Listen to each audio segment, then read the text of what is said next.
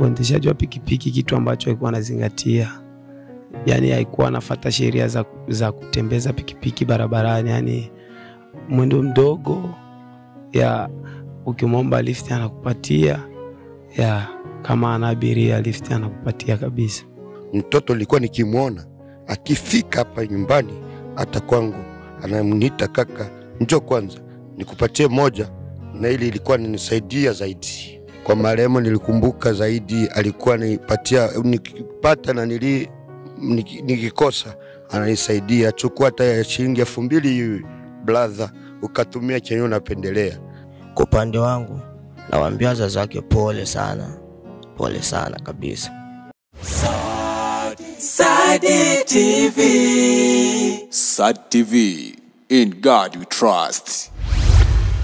Ni kwa mara nyingine tena ndani ya Sadi TV Online, ni yule mwenye sauti ya kutongoza Billy DJ. Nyuma kamera yupo Master Creator. Ibana, leo tuna majonzi makubwa kupotelewa na kaka yetu ambaye alikuwa ni bodaboda almaarufu kama Kaka Wilonja, na leo familia imekusanyika kwa sababu ya kutaka kupangilia mpango ya kuweza kwenda kumwacha sehemu husika. Na hapa kama unavyoona nataka niweze kuzungumza na makaka zetu hapa ambao ni majirani zake ambao waliweza kuishi naye kwa muda mrefu, na hivyo basi wana majonzi makubwa kupotelewa na kaka yetu ambaye alikuwa akijishughulisha na mambo ya pikipiki. Na hivyo basi ngoja tuweze kusogeza maiki ili kuweza kupiga nao story kuhusiana na swala kama hilo. Kaka, shikamoo. Marhaba. Endeleaje? Tunashukuru Mwenyezi Mungu na kuona asubuhi ya leo tunaweza kumsifu Mwenyezi Mungu. Lakini tunasikitiko kubwa kwa kupoteza mdogo wangu, yani yule mdogo wangu kwa gisa amepotea, na kwa sasa hivi maiti haijafika, lakini sikitiko ninayo. Mtoto nilikuwa nikimuona akifika hapa nyumbani hata kwangu anamniita kaka, njoo kwanza nikupatie moja, na ili ilikuwa ninisaidia zaidi, kwa sababu mtoto alikuwa na ushauri wa kunipatia. Na hivi naona nasikitiko kubwa sana na majonzi yanatiririka. Kwa jina naitwa kwa jina la Epusa, mtoto mkaji wa kabisa klasi ya 11 kwa 13.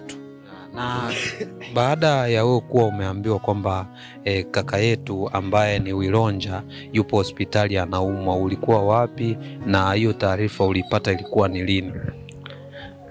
Mtoto huyo alipoumwa na alikuwa hospitali, alikuwa hapa, akitoka hapa kwa hospitali kubwa, bakamtoa hapa juzi akaenda Kabanga ndio kwenye mtoto alienda kutoa roho.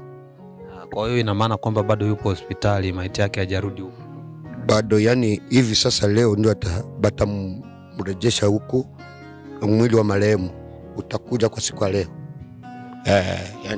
Na baada ya wewe kuwa umepata hizo taarifa, kitu gani ambacho ulianza kukikumbuka kwake kwa marehemu?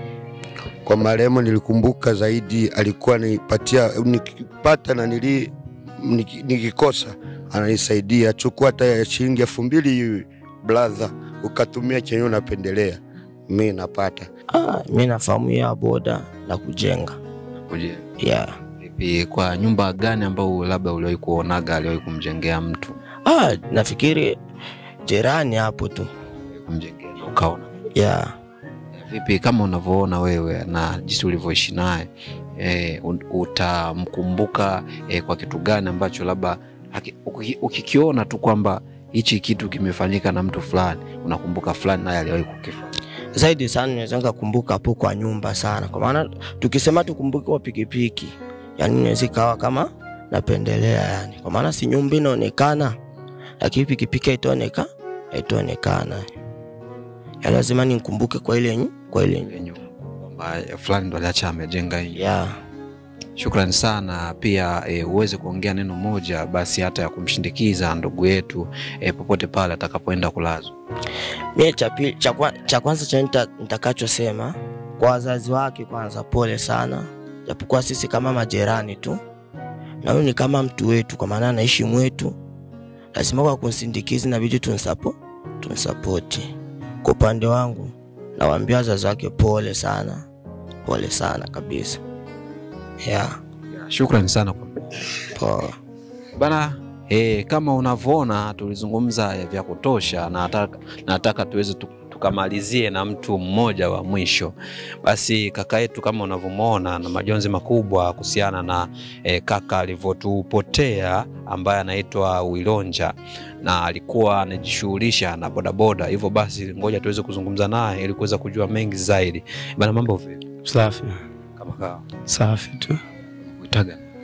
Kwa majina naitwa Father Boy Sugi. Father Boy Sugi. Sigeukia kamera. Mimi ningependa kujua baada ya kuwa umepata taarifa ya msiba ulikuwa wapi, na kitu gani ambacho kilikusababisha wewe ukaamini kwamba kweli amekufa?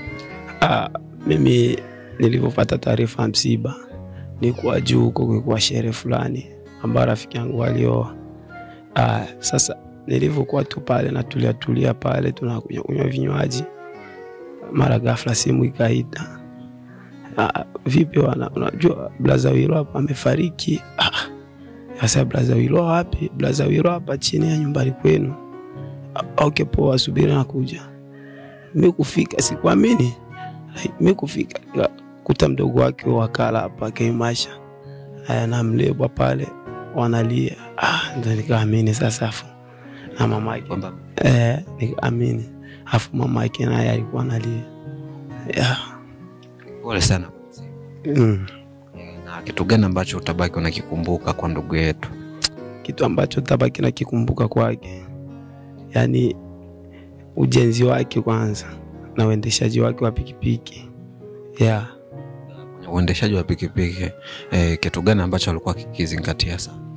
Uendeshaji wa pikipiki kitu ambacho alikuwa anazingatia, yani haikuwa anafuata sheria za kutembeza pikipiki barabarani, yani mwendo mdogo, ukimwomba lift anakupatia, kama ana abiria lift anakupatia kabisa.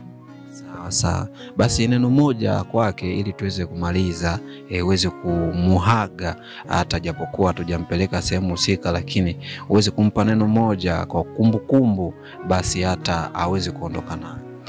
Mimi neno moja ambalo naweza nikamwaga, Mungu ailaze roho yake mahali pema. Na mimi nitakumbuka tu daima. Asante sana. Bana, kama ulivyoona hapo tulizungumza na majirani na tumemalizia na kaka yetu wa mwisho hapo. Amesema kwamba Mungu ailaze roho yake mahali pema peponi. Na ulikuwa nami mimi naizungumza hapa, naitwa Dani Official. Nyuma kamera yupo Mason Creator, tukizungumzia kuhusiana na kaka yetu Wilonja baada ya kuwa ametoweka, na bado mwili upo mbali na hapa, na baadaye utaweza kurejea nyumbani ili kwenda kuacha mahali husika. Bana, na sisi tutakufa. Hivyo basi tusubiri siku zetu, na sisi zikifika basi Mungu atatuchukua. Tuseme kwamba jina la Bwana lihimidiwe. Bana, ulikuwa nami Sauti ya Nyumbani. Tukutane kwenye kipindi kijacho. Chao. Sad TV. In God we trust.